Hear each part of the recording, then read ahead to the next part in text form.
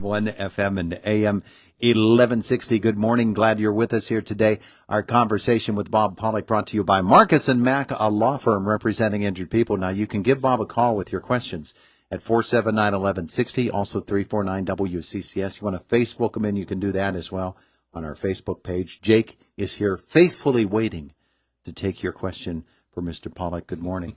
Good morning. Good to have you with us here today. As we Good talk to be about here also. lawns and gardens and stuff like that. The first question has to be, because of the time of the year that we are in, what's the latest on blight? Is it even a factor this year?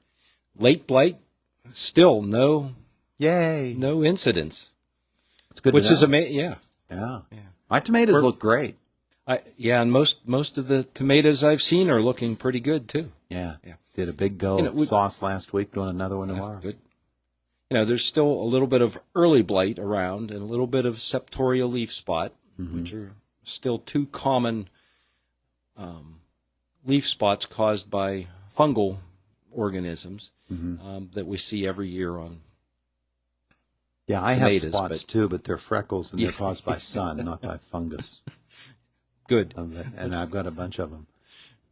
Doesn't affect the product. But and we'll usually start to see the bottom leaves, which get a little less light, more shaded.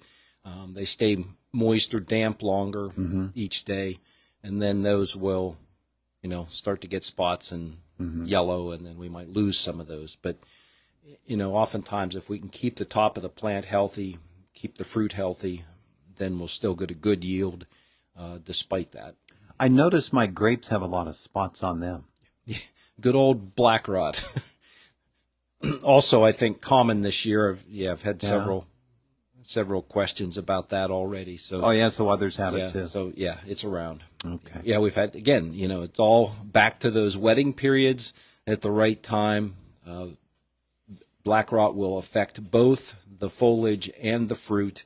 Of course, the bigger deal is the fruit, but it'll start out as just a little black dot on each fruit, and then it just takes over, and the whole cluster will turn, it'll turn brown, start to rot, and then it'll dry up, and it'll look like little tiny raisins. Yeah, they get those calluses on them. Yes. Yeah. All right, let's take a caller. Good morning.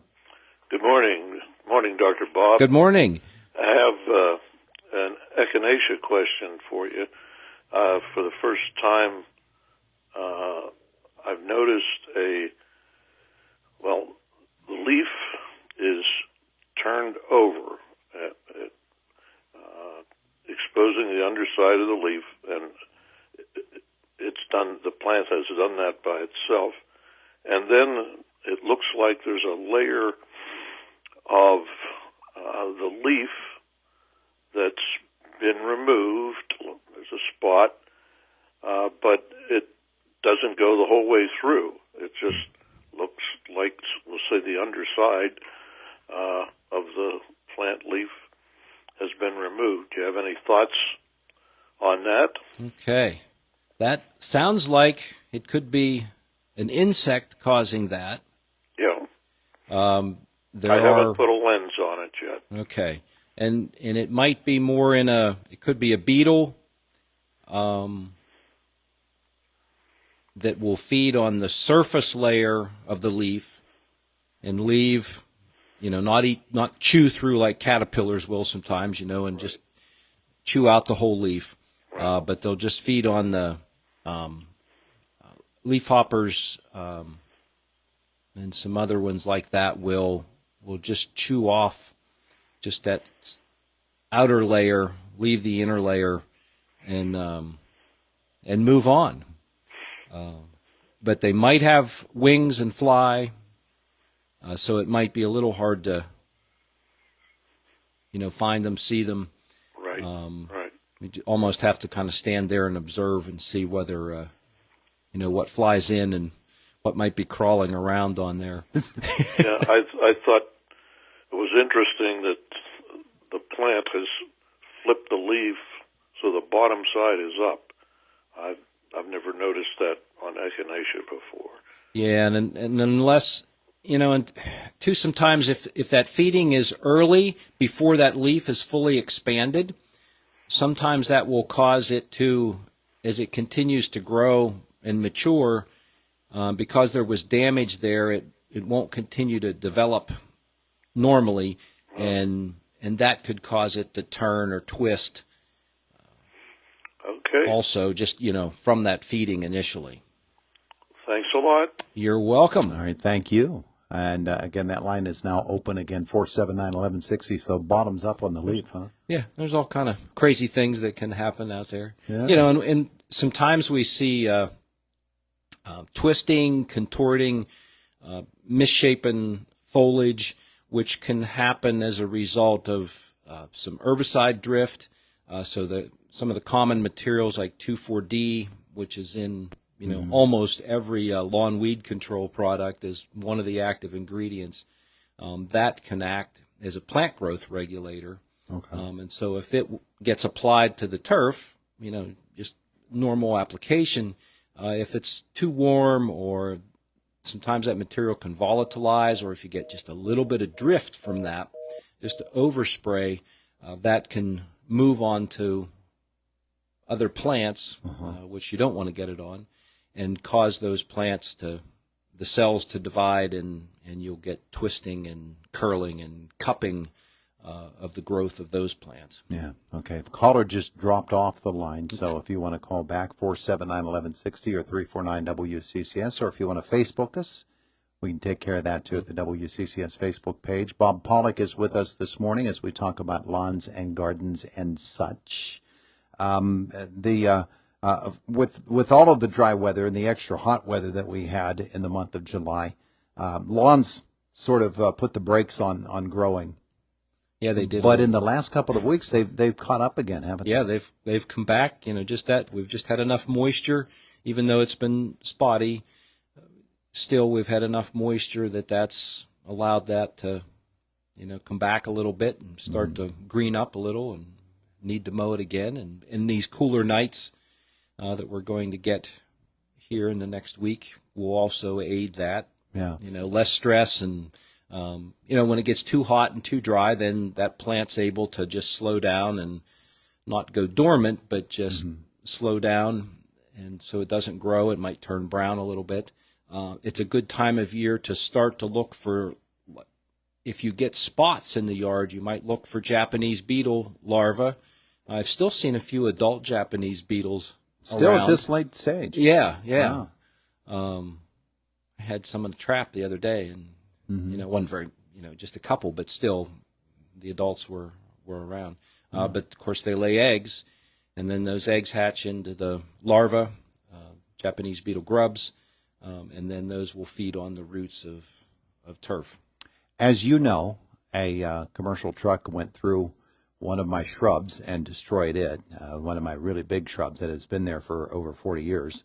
So that thing is going to come out of there, and I'll have to do something new there. I want to put the same type in. Is there ever a period of time now, since I know it's different now than it used to be, when everything now is grown in pots, is there ever a period of time when it's not a good idea to put a plant in and maybe wait? Like, for instance, were I to plant shrubs now, would it be as advantageous or maybe disadvantageous instead of waiting until October, November? And really now we're moving into the middle of August. We're going to start to get a little bit cooler weather. Maybe we'll get a little bit more consistent moisture. The days are going to start to get shorter. But no, now's a good time to plant. We still might have to water those plants occasionally, but getting them in the ground now allows them enough time to regrow some roots, get knitted into the ground a little bit, get established before we get to late fall. Sometimes we can get too late in the fall, pop them in the ground, and they're almost dormant, and they're just going to sit there, and we can more prone to heaving during the winter just from that freezing and thawing action that we get. They may not, get established enough that we can get some winter injury. So really, we're moving into a period here. There used to be that big tagline, "Fall is for planting," and it's still summer. But and that still holds true. And we have enough growing season left that the sooner that you can get that done, the better. Okay. Yeah. All right. That sounds good. So I just need to get that done. Yes. You want to come out and do that for me? Hey, fair season is starting up too. Oh my goodness. Isn't it though? The Dayton Here we Fair is are. next week. Indiana County Fair is a couple of weeks, and we'll have the community fairs I think that get Westmoreland's underway. tucked in there too. Yeah. Yep. Yeah. So, So busy time for you. You doing anything at the fairs this year? Minimal, since my job responsibilities have changed over the last 5 years. Yeah, not as other people have those responsibilities now. Let me see. Peggy on Facebook says, "Can you trim butternut squash vines without killing the plant?" Not very easily. Better to leave those alone. Now, if they're getting out into the yard, and if you can't move those vines around, it's best to leave those intact. It can be hard to move those without damaging them. But yeah, because they can get unruly, and and sometimes you run over the ends, and that's okay. It's not going to kill the plant, which trimming them off would have the same effect. But the less we can do to damage the plant, if we can kind of just move them around, keep them intact, get them growing in another direction, would be a better choice. Okay. But occasionally you run over stuff, and you cut the ends off, Like my shrub. But they keep Yeah. but they'll keep going, and Thanks, Peggy, for the question. Yeah. That's less work that you have to do. Thank you, Bob, as well. And we want to keep as much foliage on the plant as possible, keep them healthy, and we'll get a better crop. Yep. Very good. Very good. If you have more questions for Bob, you can wait till next week, or you could just give him a call at the office, 465-3880, right? Correct. There you go. It is the voice of Indiana County. It's WCCS 101.1 FM and AM 1160.